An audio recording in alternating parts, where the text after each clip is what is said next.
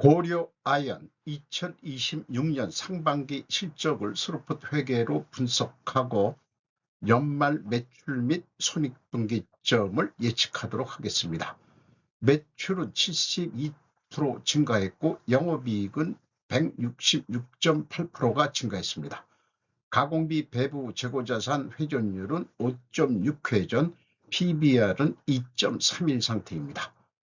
BP, 브릭 이븐 포인트 손해분기점은 4.8알로 이미 앞당겨졌습니다.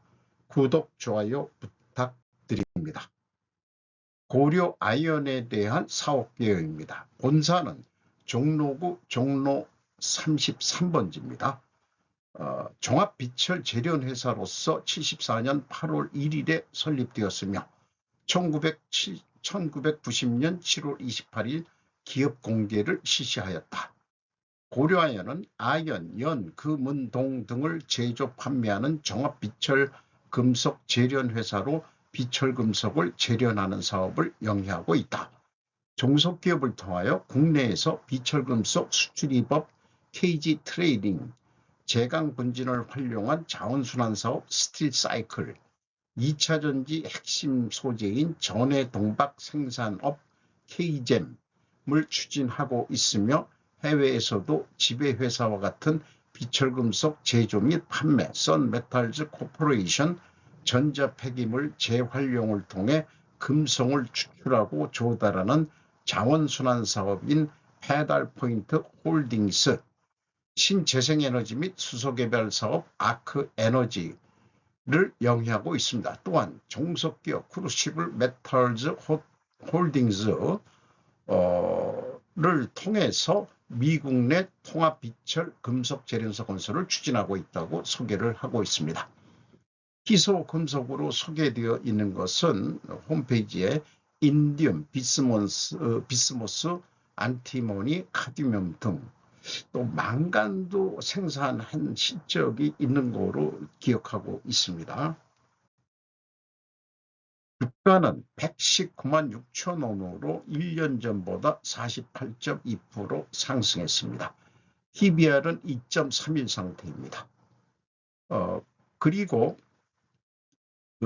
오퍼레이션 주주는 YPC가 25.21%, 크루스블 조인트 벤처가 10.59%, 주식회사 한국기업투자홀딩스가 8.25%, 국민연금공단이 5.4%, HMG 글로벌이 5.01%, 그 다음에 외국인이 27.82%를 가지고 있는데 JP모건, 모건스탠리, 골드만삭스, 메릴린치 등이 오늘 검색에 뜹니다.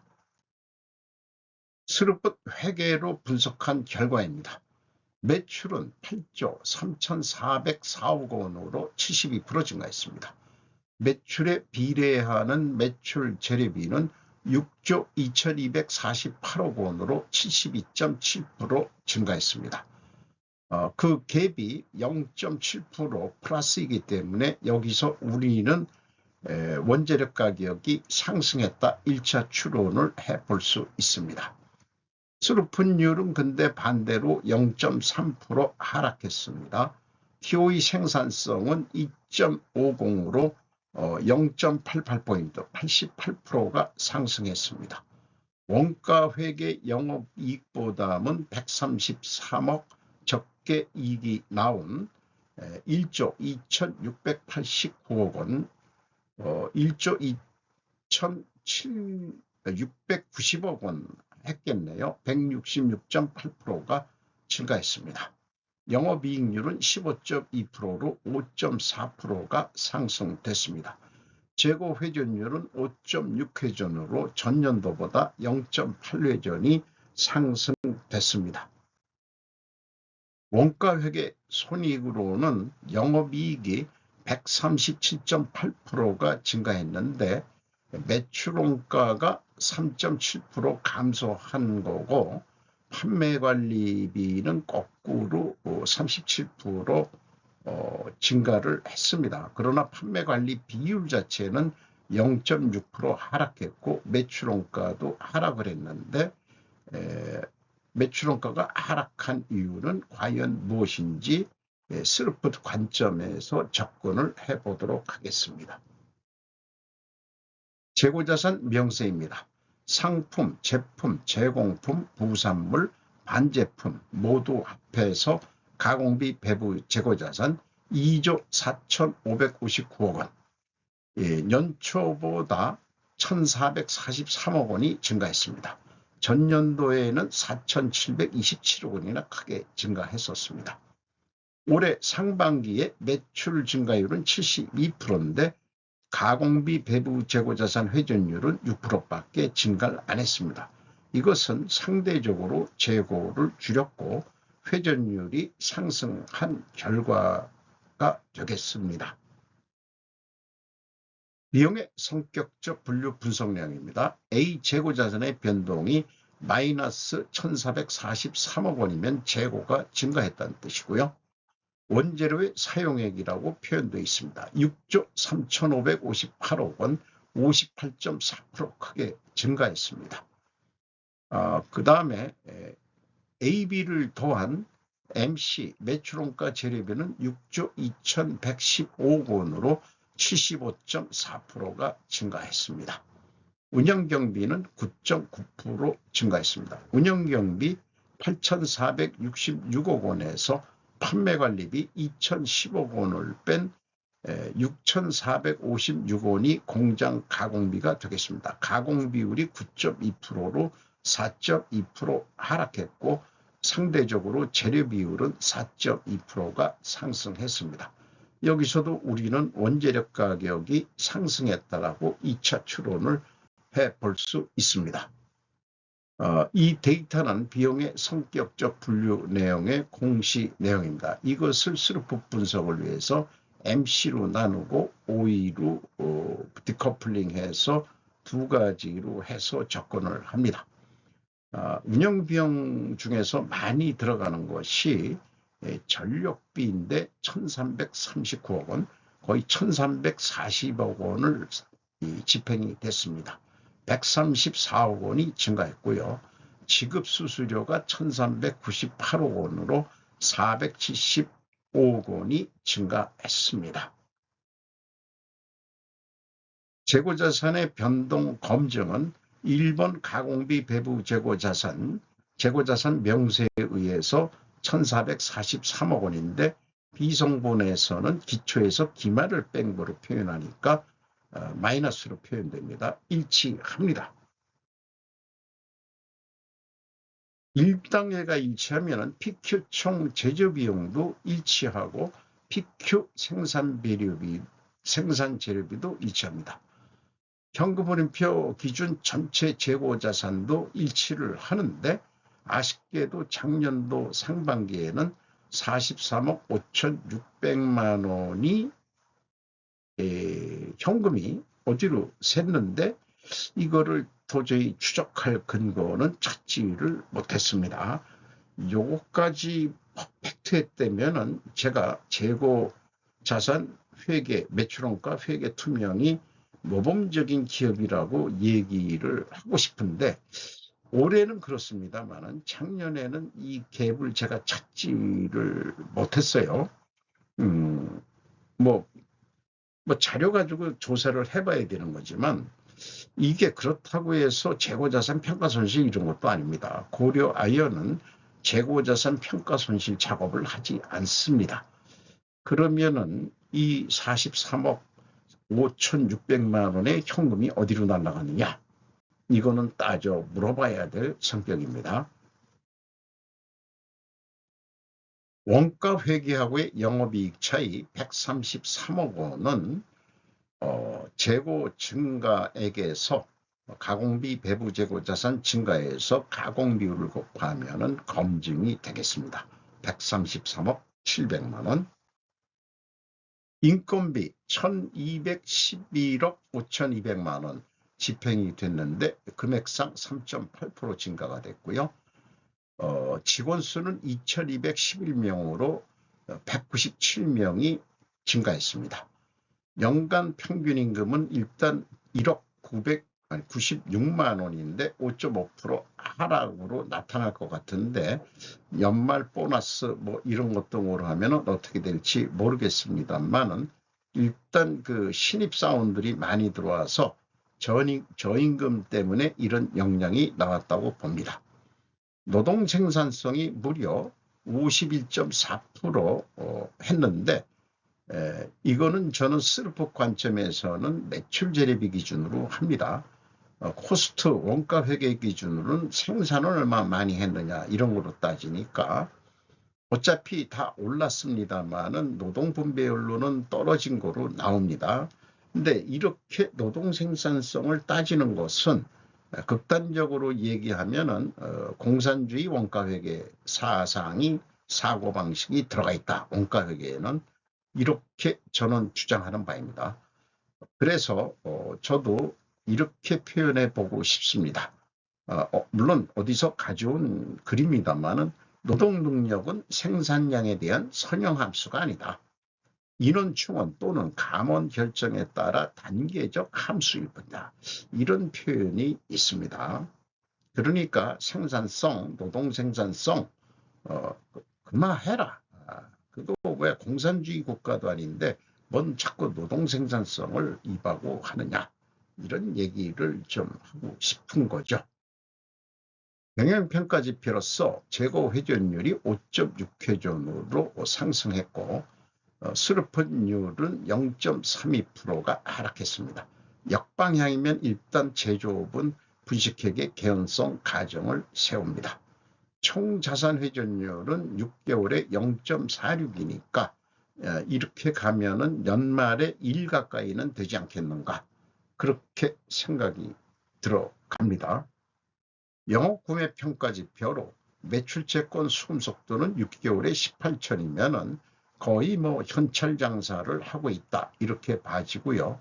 매입 채무 지급 속도가 전년도에는 2.1회전인데 5.5회전 대금 지급을 빨리 줬다는 얘기는 원재료를 구매하는데 여기서는 아연전광, 연전광, 뭐 기타 뭐 다른 것도 있겠습니다만은 전쟁 등에 의해서 가격이 튀니까 대금을 빨리 주고 물건을 빨리 구매하려고 지급 속도가 좀 증가된 것 같습니다. 6개월에 5.5회전이니까 1개월 단위로 정산을 했다. 이렇게 볼 수 있겠습니다. 규통 ROI 자본회수율 19.2%로 11.7% 크게 상승했습니다. 두 자릿수가 상승하기가 쉽지는 않습니다. 앞서 얘기한 대로 재고 회전율은 상승했고 스르픈율은 하락했습니다. 역방향이면 분식회계 개연성 가정을 세우는데 이것을 반증하려면 원재료 가격이 하락해야 되고 판매 가격도 인하가 되어야 됩니다. 그러나 1, 2차 추론에는 이미 상승했다라고 추론했기 때문에 모순이죠. 이런 모순들은 우선은 우리가 해소하는 방법은 수량에 의한 재고 회전율도 상승을 했으면 된다. 일단 그렇게 모순을 해소할 수 있을 것입니다. 그래서 원재료 가격이 어떻게 됐느냐? 많이 올랐습니다. 아연전광, 연전광 단순 평균으로 48.8%인데 가중 평균을 하면은 62.1%나 크게 원재료 가격이 폭등한 거나 마찬가지입니다. 이것이 다 전쟁 효과라고 봐집니다. 결과라고. 그리고 판매 가격들이 아연, 연, 금, 은, 동까지만 했는데 64.6%가 인상이 됐습니다. 가장 많이 오른 게 은 가격이네요. 52.6% 크게 은 가격이 상승했습니다. 그래서 지금까지 논의된 것을 요약을 해보면은 반증하려면 원재료 가격이 상승해야 되는데 상대적 하락 인식이라고 조금은 해볼 수 있겠습니다. 왜냐하면은 판매 가격이 64.6% 상승했는데 가중평균으로 원재료 평균이 62.1% 상승했으니까 2.5%포인트만큼 상대적 하락으로는 인식이 됐는데 판매 가격도 엄청 올라갔죠. 그래서 반증은 실패입니다. 어쨌든 그것이 왜 이렇게 되느냐 하면은 일반 그 조립산업이나 자동차 산업 이런 데하고 성격이 틀려서 정광 속에서 주 금속을 뽑아내고 나머지 불순물에서 귀금속이나 기타 희소금속들을 뽑아냄으로 인해 가지고 이런 결과가 나오는 게 아닌가 그렇게 생각합니다. 비싸게 팔리는 인듐이라는 것도 있고 또 여기에서 빠져 있는 것들은 반도체 생산에 필요한 전자급 황산 비싸게 팔리는 그런 것들이 좀 빠져 있는 그런 것도 영향이 있다고 생각합니다. 현금 흐름 재무지표입니다. 1번 EAT 세후현금 순이익 1조 4,881억 원을 벌었습니다. 두 번째 EMS 영업활동으로 6,753억 원의 현금이 유입이 됐고 사업활동 전체로는 3조 4,070억 원의 현금이 유출이 됐습니다. 참고적으로 EAT 계산할 때 집어넣는 것은 비현금 조정액과 이자 지급액을 당기 순이익에 플러스합니다. 자유현금 흐름입니다. 채권자한테서 1조 2,409원을 차입했습니다. 그래서 이자 부채 레버리지율이 33.9%까지 올라갔습니다. 일반적으로 그 부채 비율이 두 자릿수 이하로 운영됐던 기억을 하고 있습니다만은 이렇게 부채 비율이 늘어나는 것은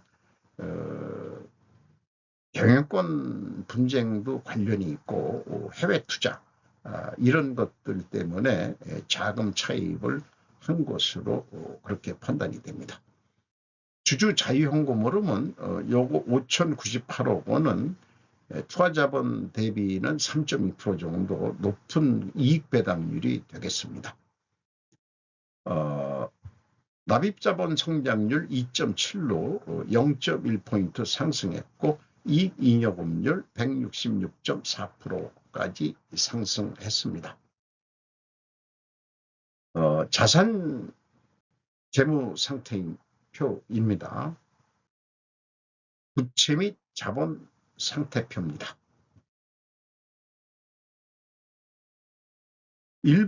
상반기 실적을 토대로 연간 매출액을 예측해 보겠습니다. 전년도보다 172% 실적이죠. 자, 연말 6개월이 지났기 때문에 1 더하기 운영경비 기준에서 1 더하기 100% 그러니까 한 2배 한다는 얘기죠. 그것을 스르폰율로 나누면은 16조 6,807억 원을 할 것 같습니다. 또한 매출 재료비 기준으로 1 더하기 100% 해서 매출 재료비율로 나눠도 동일한 금액을 예측을 할 수 있겠습니다. 전년도도 동일한 방법으로 제가 예측했다면은 매출액이 9조 7천억인데 실제 결과는 10조 5,342억 원이다. 제가 7.9% 작게 예측을 했으니까 2026년도 예측에는 요거를 좀 감안을 해야 되겠죠. 플러스를 좀 더 시켜야 될 것 같습니다. 그래서 좀 더 퀄리티 높은 예측을 하기 위해서 또 추가로 제가 아이디어를 낸 게 아니면 정확히 예측을 더 해보려고 하는 거죠. 전년도 손익분기점은 7.4월에 도달했습니다. 그런데 올해는 4.8월에 도달합니다. 이미 상반기가 지났기 때문에 연간 쓰는 운영경비 예상이긴 하더라도 이미 그거 선을 넘어섰다는 얘기죠. 그러니까 5월달 부터 파는 것은 거의 뭐 한 7개월 정도 하는 액에서 재료비만 빼면은 다 남는 돈이 되겠습니다. 그래서 실현 가능한 실행 계획을 세울 필요가 있겠다. 그래서 얼마를 더 애드할 거냐? 102%만 했습니다. 요거는 이제 그 수치를 제가 시뮬레이션 해가지고 요 매출 달성 시기까지 보는 건데, 전년도 7.9% 했기 때문에 한 107% 정도 하니까 이게 한 12.5개월로 산출이 됩니다. 그러면 혹시 실현 불가능할 수도 있죠. 12개월이 넘어버리니까요. 그래서 102%만 해봤습니다. 그럼 12.1개월은 도전해 볼 만하다. 그 운영경비 같은 거 더 깎지 않고 그렇게 계획을 세우면은 일단 손익분기점은 이미 지나갔으니까 4.85로, 그래서 이거를 도달하기 위해서 재고 회전율을 더 좀 올리자. 그래서 10.1%더 업하게 되면은 매출은 18조 5,469억 원으로 달성이 되더라도 재고 회전율 상승 효과에 의해 가지고 뭐 이익도 당연히 늘겠습니다만은 12개월 안에 달성을 할 수 있다라고 예측이 됩니다. 원가 회계는 재고가 5% 감소했을 때하고 5% 증가했을 때를 고려해 봤습니다. 총 제조 원가는 14조 1,428억 원으로 똑같은데, 재고가 감소했을 때는 매출 원가가 14조 2,657억 원으로 나타나고, 그 다음에 재고가 증가했을 때는 14조 원 정도 수준밖에 나오지 않습니다. 차이가 한 2,630억 원 차이가 나는 거죠. 그래서 매출은 동일한 영업이익을 내기 위해서는 뭐 2조 5천억을 영업이익을 원가회계에서 낸다고 한다면은 얼마의 재고가 5% 감소할 때는 17조 2,619억 원을 매출을 일으켜야 되고, 재고가 감소할 때는 17조 원까지만 해도 목표한 영업이익을 낼 수 있겠습니다. 이게 원가회계가 분식회계를 유혹하는, 재고가 계속 증가해야 되는 그 마법에 우리가 매여 살고 있는 것이라고 제가 지속적으로 주장하는 거죠. 원가회계가 잘못됐다, 이런 거를 얘기를 하는 거죠. 그러나 영업보고서 이것을 어디 은 1kg는 1kg라고 그러죠. 1kg를 파는데 한국은행에서 뭐 금이라고 할까요? 금?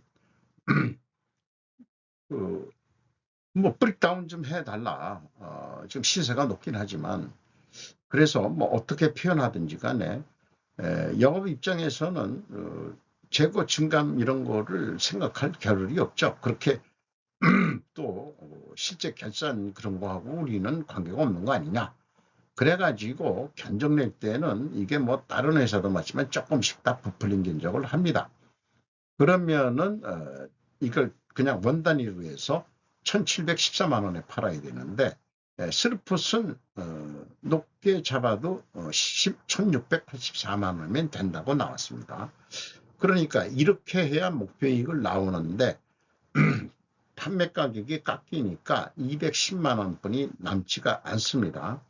그래서 이익을 더 내보고자 하고 슬픈 만큼 매출액을 18조 5,469원까지 10.1% 상승시켰을 때 동일한 매출 원가율을 적용하면은 영업이익이 2조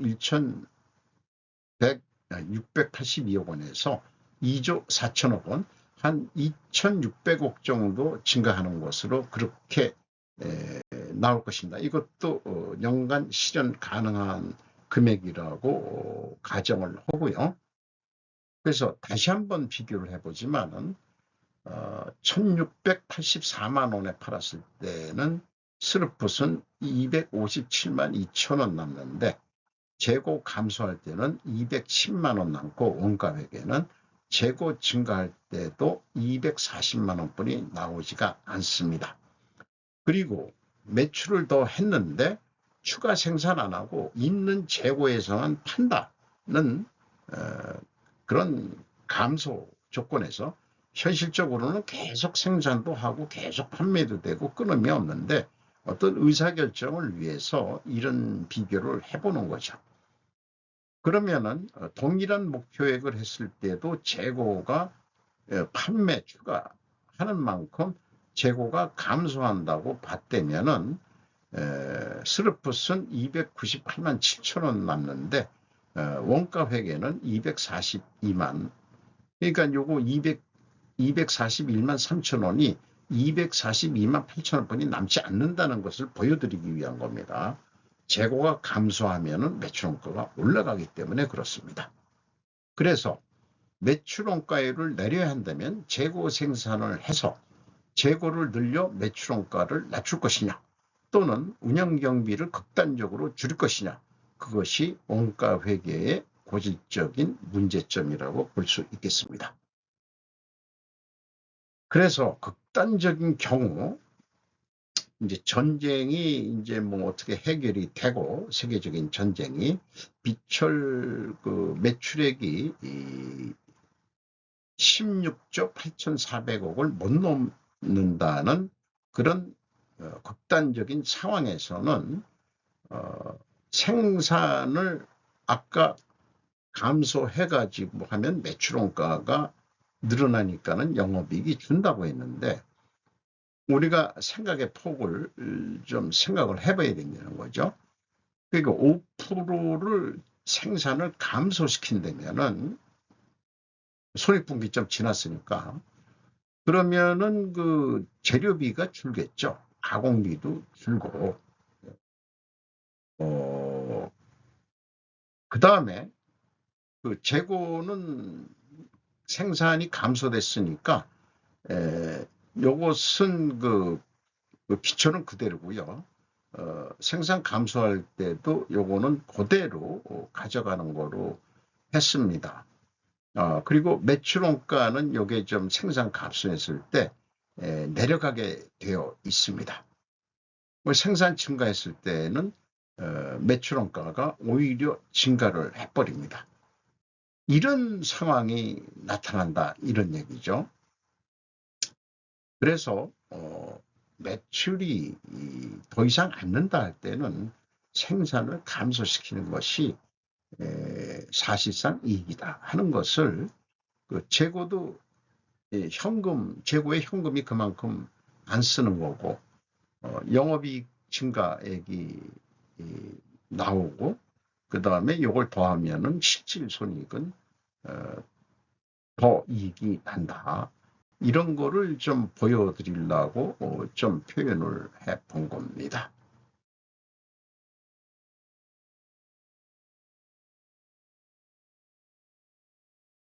과잉 생산 덤핑하지 말자. 요거는 조립산업에 대부분 해당하는 얘기가 될 것 같습니다. 많은 산업들이 조립산업이 많죠. 고려인 경우에는 이제 장치산업, 프로세스 산업이니까 여기에는 뭐 크게 해당은 안 될 것 같습니다만은 노동가치설 공산주의 원가 회계는 좀 바꾸자. 스루프트 회계로 그런 메시지를 계속 던지고자 합니다. 오늘도 좋은 하루 되시기 바랍니다. 굿바이.